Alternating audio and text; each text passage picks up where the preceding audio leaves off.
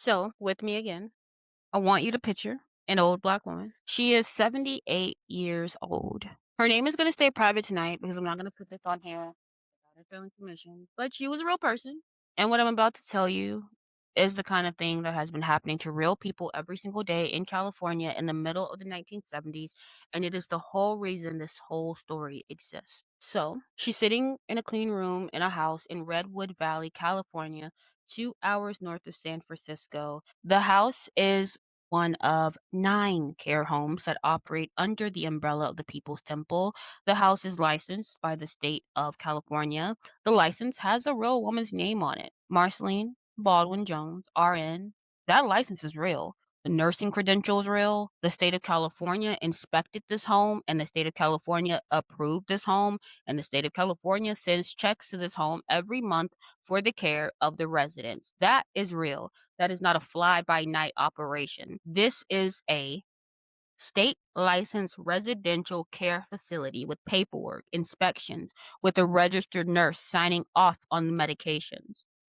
This older black woman, I asked you to picture, who's 78 years old. She has a window. She has a quilt on her bed. She has a chair by the window. She has 3 meals a day, and somebody makes her plate and brings it to her, and they sit with her while she eats it. She has her medications laid out for her in a tray every morning by Marceline herself when Marceline is in town, and by trained temple staff when Marceline is not. She has people. She has people come visit her. She has temple members who bring her grandchildren to see her when her own family cannot make the drive up from the city. She has birthdays celebrated, Christmas presents. She has somebody to die with when she dies, and somebody who is going to call her family, and someone who is going to make sure that she gets buried with dignity, and somebody is going to put flowers on her grave.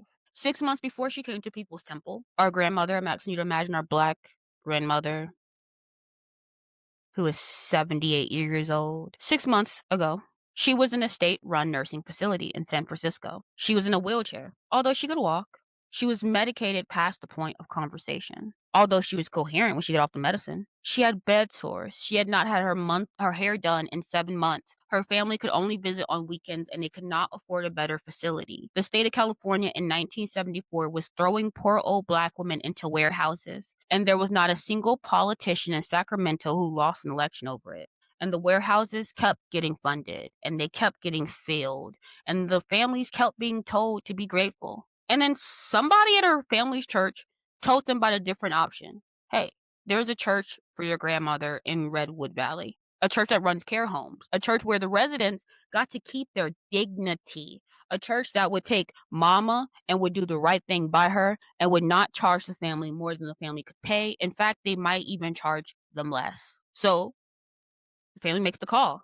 The temple sends a bus. They pick her up in San Francisco. They drive her north. They bring her into the home, unpack her things, put a quilt on her bed, make her suffer, sit with her, ask her about her life, ask her about her late husband, about her children, and they wrote it all down and they listened. 6 months later, Mama is putting on weight. Her bed sores are healed. Her hair is done by a temple member who used to do hair before she joined the church. She is off 3 of the 4 medications she was on when she arrived because Marceline Jones, the registered nurse, looked at her chart and said most of these are unnecessary, and a real doctor, a temple affiliated doctor, signed off on the changes. And now she's a person again. She's a person with a window and a quilt and a plate of greens and a hum somebody is humming in the kitchen and a Sunday afternoon and people who love her by name. That is what the People's Temple was delivering to this woman on March 17th, 1974 in Redwood Valley. That is the help.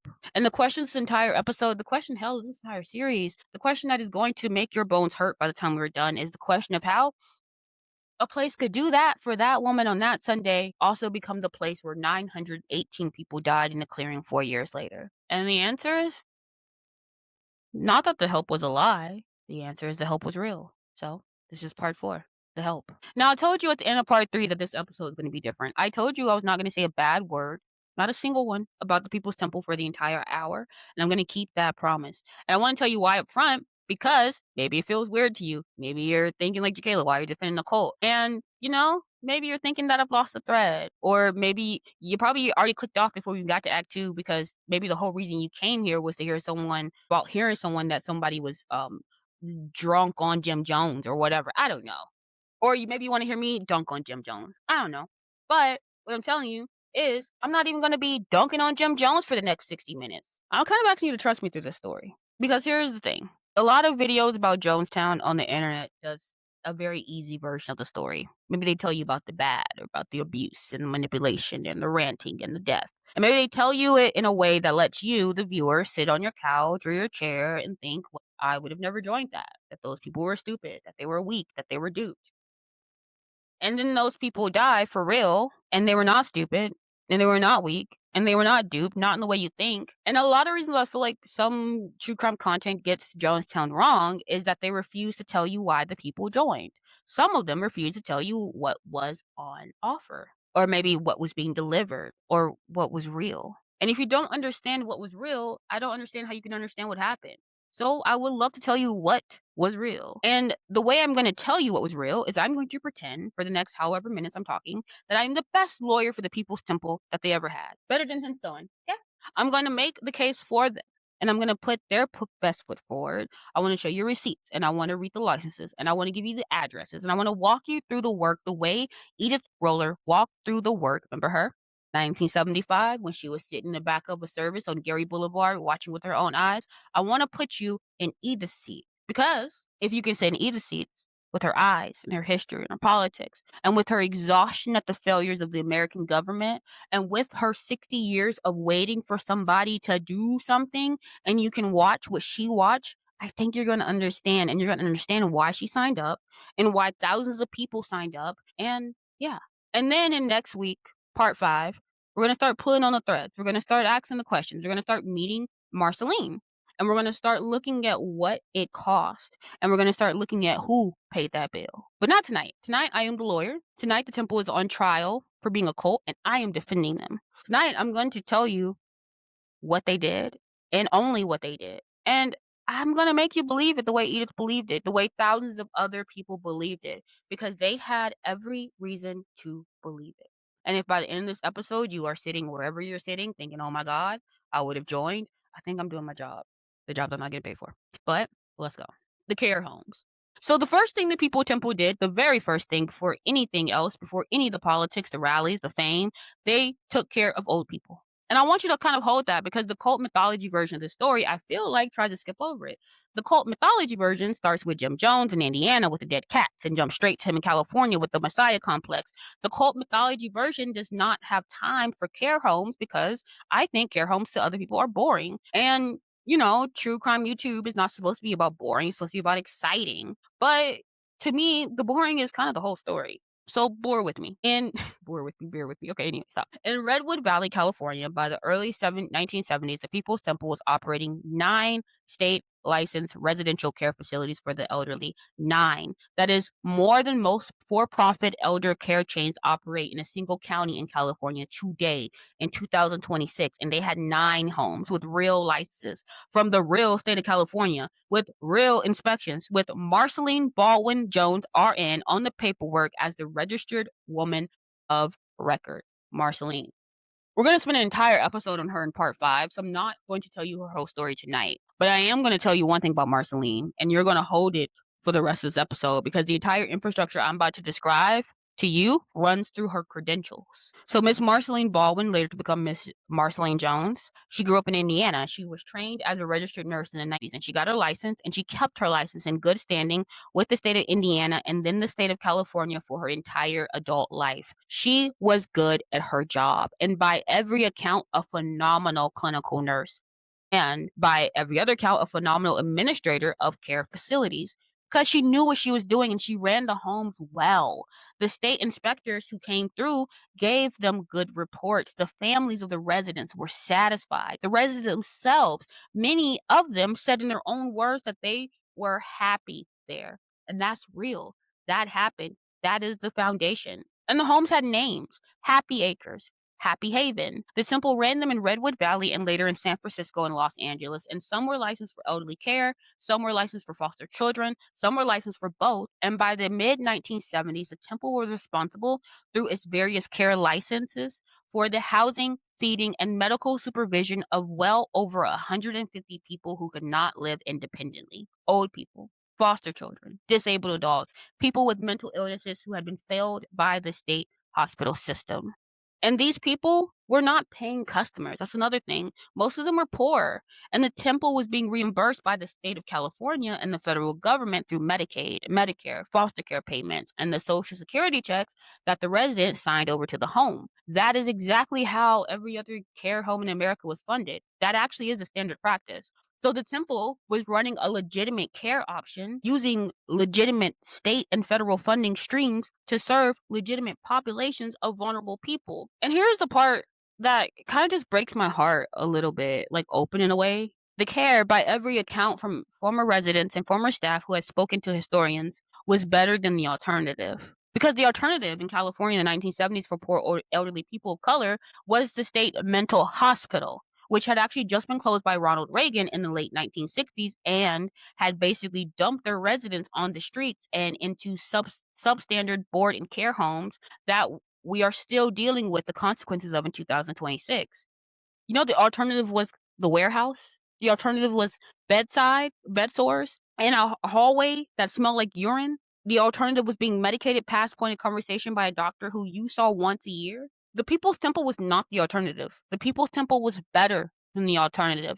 The People's Temple's residents got their hair done, birthday cakes, visitors. They walked outside in the sunshine. They got to die with somebody holding their hand, which if you have ever sat in a state-run nursing facility on a Tuesday afternoon, you know is not the standard care that this country provides to its poor old people. And I want to ask you a question. If your grandmother was poor and you were poor and you could not afford a private nursing home and your only options in 1973 were the state warehouse or the People's Temple Care Home in Redwood Valley, and you went and you visited the warehouse and you watched your grandmother sit in a chair in her own filth for an hour while you waited for someone to come change her, and then you drove up to Redwood Valley and you watched a Black woman with a soft voice feed your grandmother greens and cornbread off of a real plate at a real table in a real dining room with a real conversation happening around her, what would you have done? What would you have done? Because I don't think you would have signed her up. I think you would have signed her up that afternoon. You would have cried on your way home in the car because you would have felt for the first time in years like somebody had your mama. And you would have written the People's Temple a check for whatever they asked at the next service because you owed them. And you would have gone to the next service and the service after that and the service after that. And that is how it starts. That is literally how it started for hundreds of families in California in the 1970s. The cult did not start with the cult. The cult started with somebody feeding your grandmama greens. Now, the second thing I want to put on the witness stand, oh, Your Honor, let me stop. Your Honor, is the drug rehabilitation program in the free medical clinic. Let's talk about it. So in the 1970s in San Francisco, the heroin epidemic was bad. I think we know of the heroin and the opiate crises as a 2010s and a 2020 thing because of, the Purdue Pharma and the Oxy pipeline. But San Francisco had a heroin problem in the 1970s that was tearing apart the Black community and the Fillmore and Latino community and the Mission and the gay community and the Castro and the white runaway community and the Hyatt, and the city was not handling it. They were not handling it. The state was not handling it. The federal government wasn't handling it. And the programs that did exist, they were waitlisted 6 and 7 months out and 12 months out, and people were dying on the sidewalks while waiting for a bed.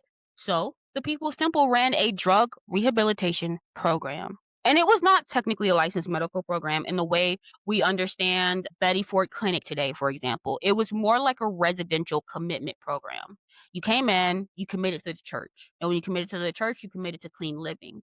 And you moved into a temple affiliated household where there was no alcohol, drugs, smoking, no recreational anything. And you worked. You went to services, you worked some more, you ate what they fed you slept where they slept you, and you got clean by being held by a community of people who refused to let you not be clean. And for some people, it works. Not for everybody. Cult skeptical people in 2026, you may want me to add 100 caveats here, and I will. But I want you to first hear the part where it worked, okay? Because it did work for some people, and those people are still alive, and those people have been on record about what the temple did for them. There are men, Black and white, who walked in the People's Temple in 1972 with needle marks up both arms and walked out of People's Temple in 1976, clean, employed, housed, attending college, and contributing to the community. Those men existed. Those men gave testimony at services, wrote letters to the editor. Those men were proof Those men were paraded at every temple rally as evidence of what the church could do. And they were not lying. And the audience could see that they were not lying. A man you brought into a temple service who used to be a junkie and was now the assistant manager of a grocery store with a wife and a baby and a duplex he was paying mortgage on, that man is the single best advertisement the People's Temple ever had. And the church had dozens of these men. They were real. The transformation was real. The community that made the transformation possible was real, and the accountability was real. Now, was it cult-like accountability? Yeah. And did it require giving up your individual autonomy in exchange for sobriety? Yeah. But was the alternative dying on the sidewalk in the mission? Also, yes. And when that is a choice, people will choose the cult-like accountability, and they have been choosing it for as long as cults and 12-step programs and monasteries and military boot camps have existed, because the alternative is worse. And I'm not endorsing it, I'm describing it. Because, don't forget, I'm your lawyer tonight. But yeah, so the medical clinic. The temple ran a free medical clinic also in San Francisco out of the Gary Boulevard building. Free. You walked in, you got seen. This clinic was staffed by temple-affiliated doctors and nurses, including Marceline. They did blood pressure checks, diabetes management, prenatal care, vaccinations, screenings that the residents of the Fillmore and the Tenderloin and the Mission could not afford to get anywhere else. And in 1975 in California, in San Francisco, there was no Medi-Cal-funded community clinic on every corner the way there is now. The infrastructure of the Affordable Care Act did not exist. The Department of Public Health was underfunded, understaffed, and did not, as a policy or practice, do outreach in the neighborhoods that needed the most. If you were a poor Black grandmother with diabetes, high blood pressure, fixed income, and you walked into the free clinic at the People's Temple, a registered nurse set you down, checked your blood pressure, adjusted your insulin, gave you a hug, said, "Come back next week, mama." And you are going to come back next week, and you're going to come back every week, and you're going to believe in the church that ran the clinic, because the church that ran the clinic was the only entity in your entire life that ever consistently has done right by your body. And I just want y'all to hold that, because that is what they were delivering. And I want you to compare that for a second to where we are in 2026. Most American cities right now, if you're poor and uninsured and you have a chronic condition, your options are the emergency room, which is going to bill you $4,000, not have, or a federally qualified health center with a 6-week wait list, or Googling your symptoms at 3 a.m. while crying. That is the standard of care this country provides to its poor citizens 50 years after Edith Roller walked into that clinic. So when she walked in 1975, when the clinic was running, the residents of her neighborhood had just been seen by a registered nurse. The seniors in her care home were being treated with dignity. She was not crazy to think that this is the most functional, progressive institution I have ever seen in my life, because she was right. She was right as far as the help went. She was right about the man who had been using the help to do something else. But the help itself, the help was not a lie. And I just kind of want y'all to hold that. So I want you to make a list. I want to make a list. I said I want you to make a list. I'm going to make a list. Because I told you in part 3 that this episode is going to make a list. And I'm going to make that list now. And I'm going to read it very slowly. And if you want to, count along with me in your head, because I want you to feel the weight of how many things this church was actually doing at this time. So let's go through it. By the middle of the 1970s, the People's Temple was operating in California. 9 state-licensed residential care homes for the elderly in Redwood Valley, primarily with affiliated operations in San Francisco and Los Angeles. A foster care system that took in children the state of California could not place. Some accounts put the number of foster kids in temple-affiliated households at more than 40 at peak, more than 40 of hard-to-place kids, multiracial kids with white families who would not adopt, kids with behavioral issues who other foster homes had given up on, disabilities, kids that the system had failed. The temple took them. A drug rehabilitation residential program for adults seeking sobriety, a free medical clinic in San Francisco, a free legal aid service that helped temple members and community members fight evictions, navigate immigration, contest unfair child custody decisions, pursue claims against landlords. The legal operation was run by real lawyers, including a man, Tim Stowen, who was an actual deputy district attorney from Mendocino County. Real legal credentials, real legal work, real cases won. A college scholarship program that sent young temple members and community members to real colleges, paid for by the church. Young people who would have never gone to college went to college because the People's Temple paid for it. A free meal program that served thousands of meals a week, both inside the church and as outreach into the surrounding neighborhoods, a grocery distribution program that handed out bags of groceries to seniors and poor families on a regular basis, a bus fleet, up to 13 Greyhound-style coaches at peak, which ran members and community members up and down the California coast every single weekend for services, rallies, and political events. The buses were also used to transport seniors to medical appointments, including dialysis, cancer treatment, eye doctor visits, a free van service for your grandmother to the dialysis center every Tuesday. A newspaper called the People's Forum, which actually had real circulation. It was professionally typeset, in which the church distributed free across the Bay Area. A weekly radio program. A musical band, the Jonestown Express, in its later incarnation, which performed at services, rallies, and community events. A voter registration operation that, in San Francisco in 1975 and 1976, turned out thousands of registered voters on demand and is widely credited with helping George Moscone win the mayoral election in 1975 by a margin of fewer than 5,000 votes. And this is not a rumor. This is political consensus at the time. The People's Temple put George Moscone in the mayor's office. Moscone knew it, and Moscone paid it back in the form of an appointment for Jim Jones to the San Francisco Housing Authority, a real city government commission, which Jones eventually chaired, which gave him real authority over public housing in San Francisco. Now, I do a whole bonus video that is like 50 something minutes where I'm going deep into the political infrastructure about all of this. But the People's Temple was a political machine in the literal sense, in a Tamiami Hall sense, which is also in depth covered in my bonus video. But they delivered turnout,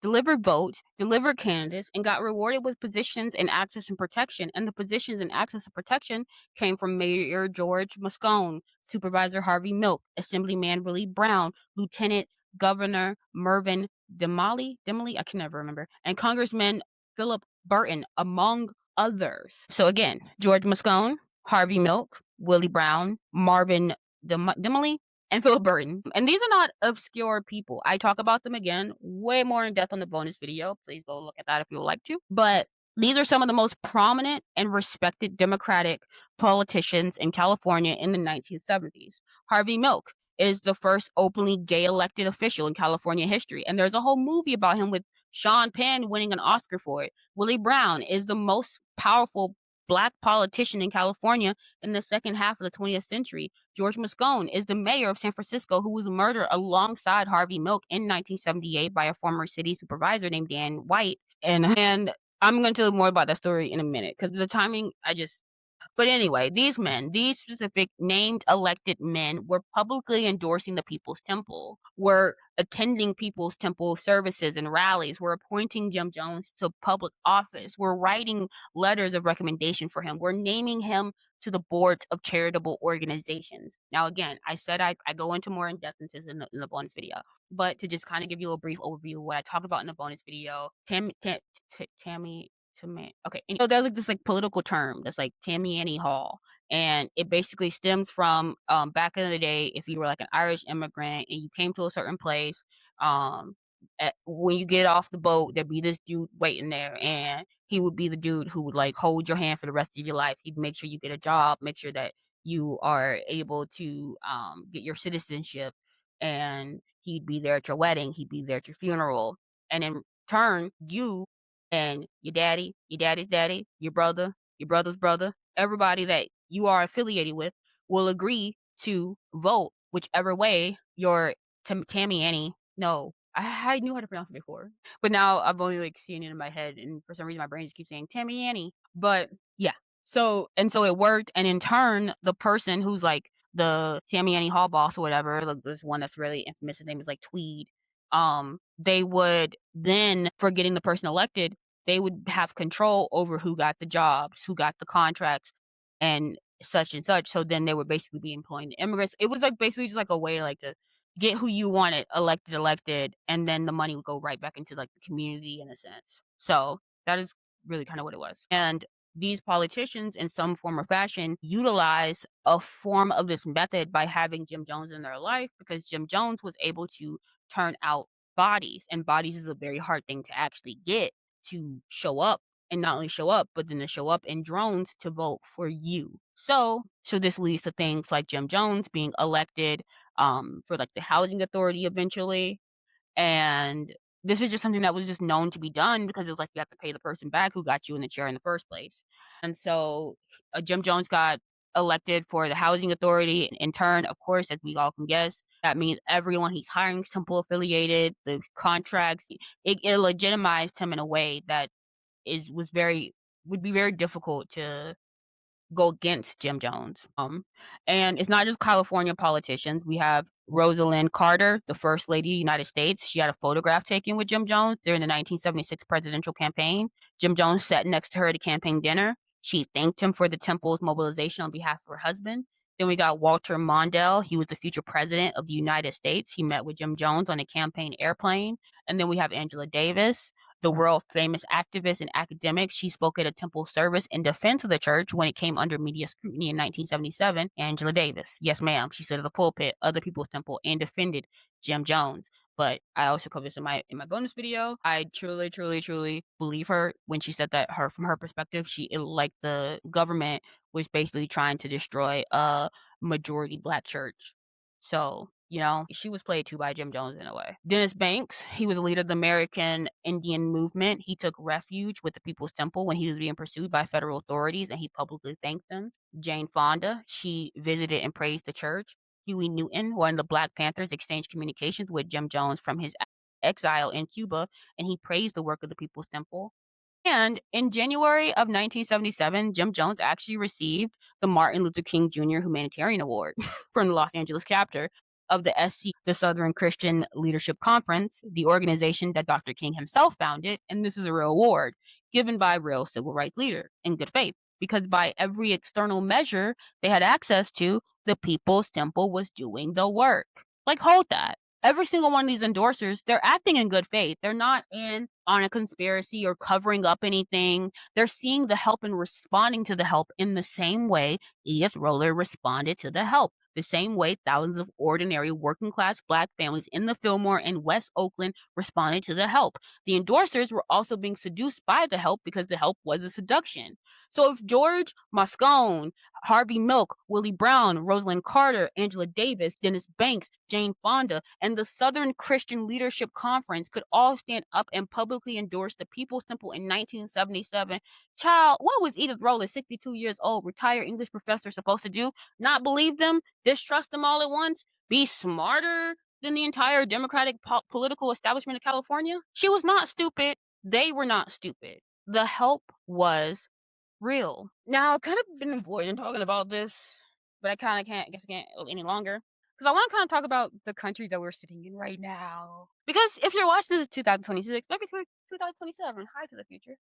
The United States of America. I'm trying to figure out how to word this. If you're listening to this and you listen to me list the things that the People's Temple was doing in 1975, and you're not feeling a particular kind of sick feeling in your stomach, then I just kind of feel like I'm not doing my job communicating what's going on. And I want to do my job right. So I guess I'm just going to kind of spell it out, okay? Most American seniors who cannot afford public care are warehoused in Medicaid-funded facilities that are by every metric worse than the People's Temple Care Home in 1974. Worse. In the year of our Lord, 2026, 52 years after that old woman in Redwood Valley got her hair done, we've gone backwards, okay? Most American foster kids spend years in group homes and short-term placements in unstable households that produce some of the worst life outcomes in American society. And the kids are most likely to age without ever having been adopted.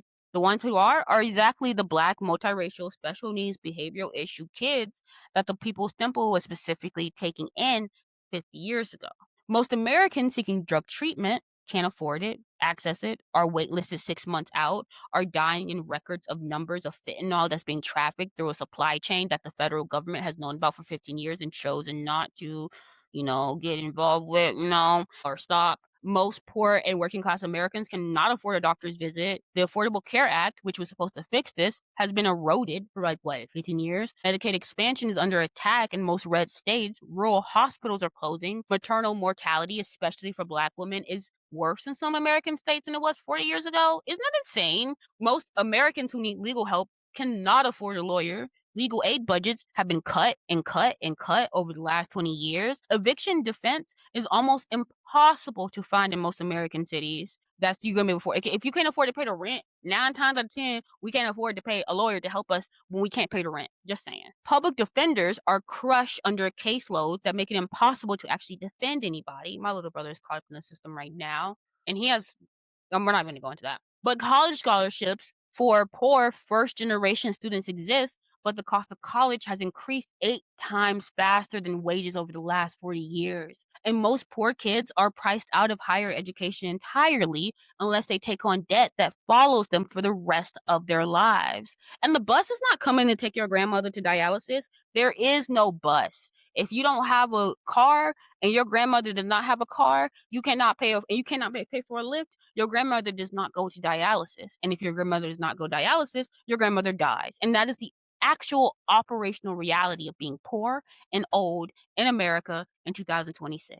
That right there is the country Edith Roller was watching fail in 1975. And that country has not gotten better. The country, by most measurable metrics for poor and working class people of color, may have gotten worse. So if I asked you right now today if you would like to join an organization that for free with no cost to you would take in your grandmother and treat her like a human being, get your cousin off heroin and into a job, send your niece to college, stand up in court when your landlord tries to evict your auntie, drive your uncle to dialysis every Tuesday, feed any neighbor of yours who walked in hungry, run the largest free clinic in the city, register every voter on your block, get your candidate elected mayor, have Rosalind Carter herself posing for photos with the leadership. Would you join? Would you join? Be honest with yourself right now in 2026. With currently everything failing around you, with your aunt on a fixed income getting priced out of her apartment, with your cousin in and out of rehab, with your niece drowning in student debt, with your grandmother in a Medicaid facility that smells like urine, would you join? Because I would. I'm sitting here right here in 2026 in front of you on a YouTube channel or video about a cult.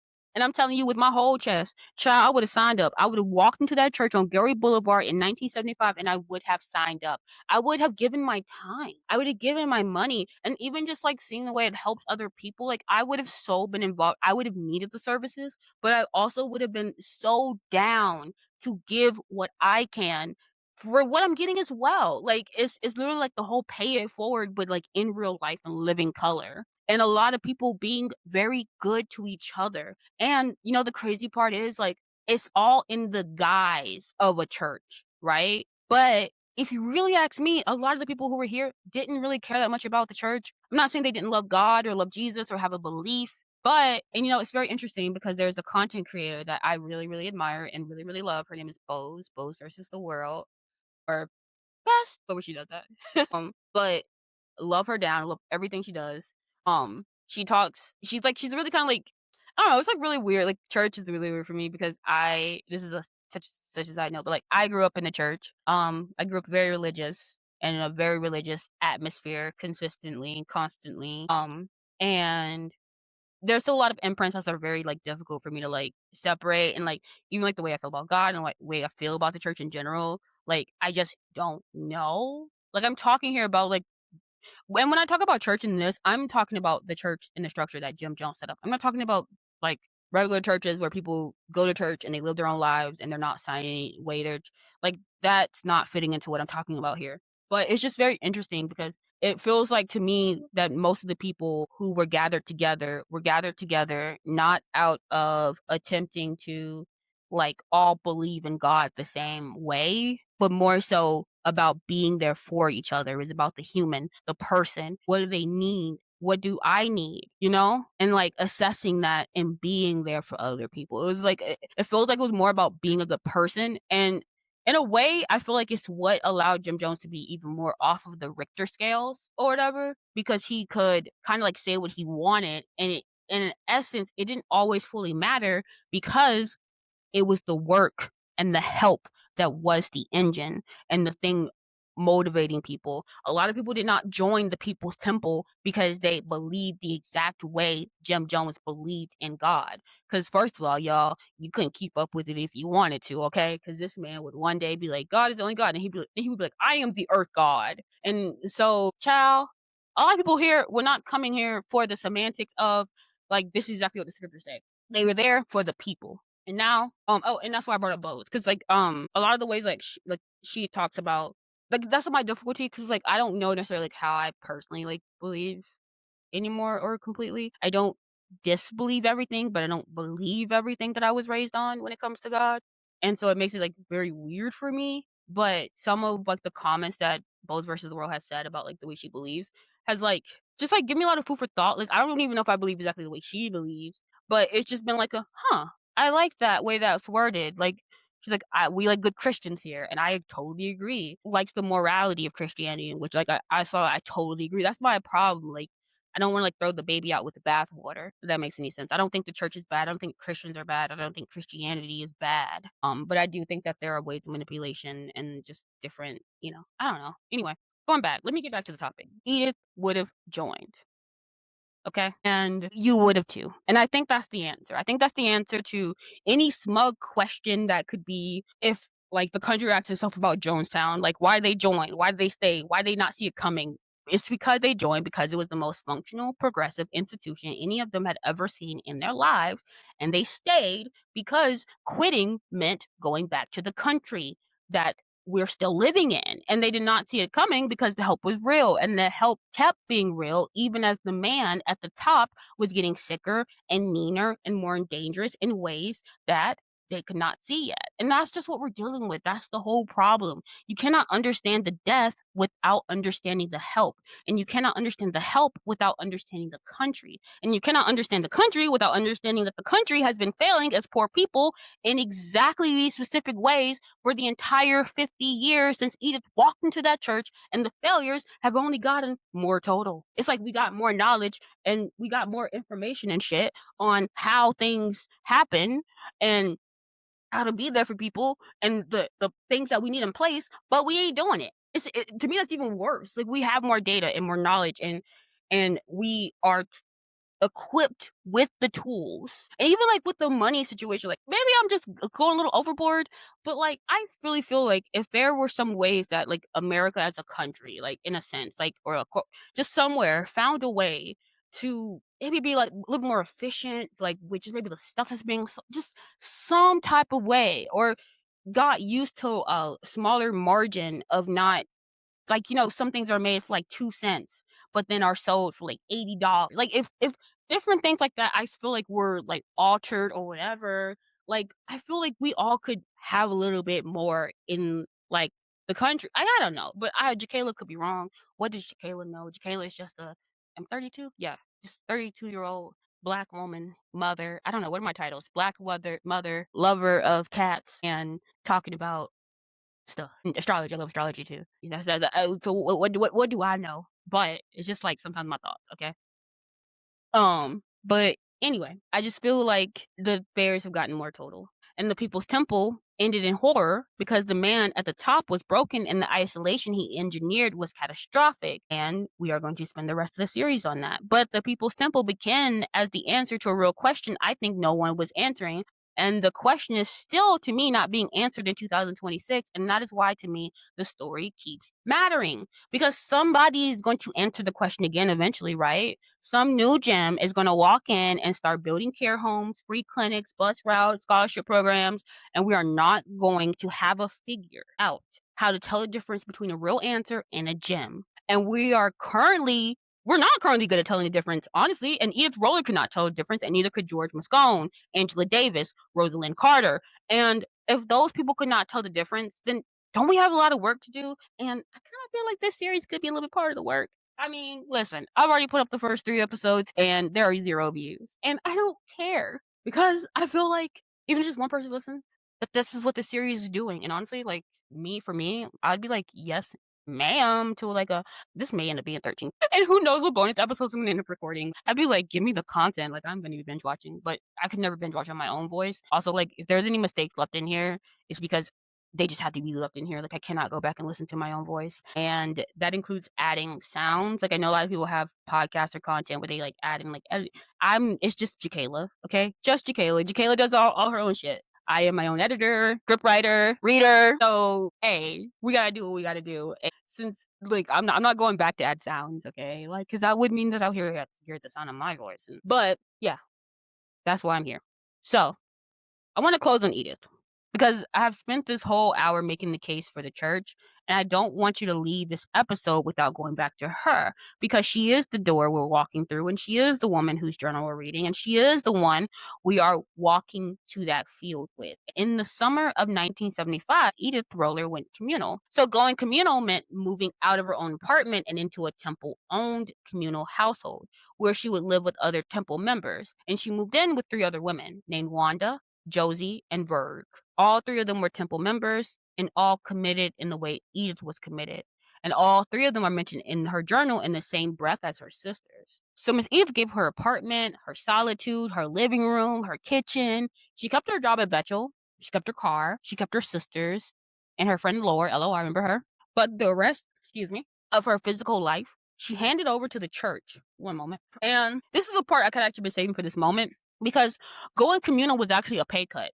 Going communal actually meant donating most of her income to the church because it meant a fixed allowance for her own personal expenses. Also meant no more vacations, no more buying books except the books the church approved, no more long phone calls to her sisters. It meant most of every weekend at services or on a temple bus or you're going to a service somewhere. And it meant her body and her time and her labor and her money belonged to the church. And she did it willingly. She didn't do it because she had been brainwashed, because she hadn't been brainwashed yet. The brainwashing in the academic sense is actually it's in the coercive control sense, or the sense like Martin Singer, and there's another Janaya, Jane, J-A-N-J.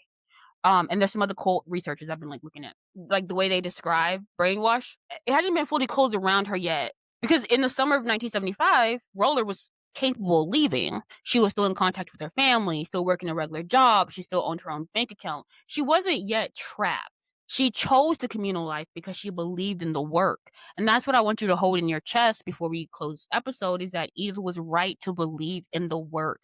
The work was real. It was being done. It was being delivered to real people every single day. And Edith, on the day she went communal, was making a rational evaluation of the institution she was joining, and she was making the right call, given the information available to her. The same way I feel like about Angela Davis, for example. Given the information she saw, and from her perspective, she was making the right call, thinking that the government is trying to destroy a majority Black church, instead of understanding that Jim Jones was just destroying his own church. But for like Edith, she was making the right call. Like, given the alternatives available to her and given the political moment she was living in, she wasn't duped or naive or a fool. She was a thinking adult making adult decisions about which institution she wanted to give the rest of her life to, and she chose the People's Temple. And for the first 18 months of her membership, she had every reason to think that she had chosen well. And see, the reason this is the most important thing I think for you to understand about her is that the rest of the series is going to be about what happened next. The rest of the series is going to be about the man and about what happened. We're going to be about what the help was costing the people delivering it. And the rest of the series is going to be about what was happening behind the closed doors that even Edith could not yet see. But before we go there, before we go anywhere near the bad, I want you to sit in the good with her. I just needed you to for an hour, so that when the bad starts, and it's going to start in part 5, and you start seeing the cracks in Marceline and the punishments and Jim administering to the punishments that Jim is basically administrating to members in the back rooms, and the sexual coercion and the financial coercion and the public humiliations and the Stones losing their son and the defectors being threatened and the violence. I hope you remember this hour and the old woman I opened up with in Red Valley with her quilt and her plate of greens, and the man who got off heroin and the bus to dialysis, and George Moscone, Harvey Milk, Rosalind Carter posing for photos, and Edith on the bus to her first service with her glasses on her nose and 60 years of waiting in her chest. And if you understand, I hope you are going to understand in your bones why she did not leave. Why none of them. Why even when the bad started showing up, the good was still there. And the good was still being delivered. And the math of it wasn't simple. And no one inside the building could see clearly what we can see now from the outside 50 years later. That is the trap. That is always the trap. The good is not a lie. The good is the trap. So there's a woman I've been mentioning. Maybe I've said like her name 15 times tonight or something like that. And I've said it carefully because I want you to start hearing it in your head the way I hear it in mine. Marceline Baldwin Jones, RN. She was the wife of Jim Jones. She was the registered nurse on every single one of those care home licenses. She was the mother of 7 children, most of them adopted, most of them different races than her, and what she and Jim called their rainbow family, which was the original public photogenic image of the People's Temple. And it was paraded through every magazine spread the church got.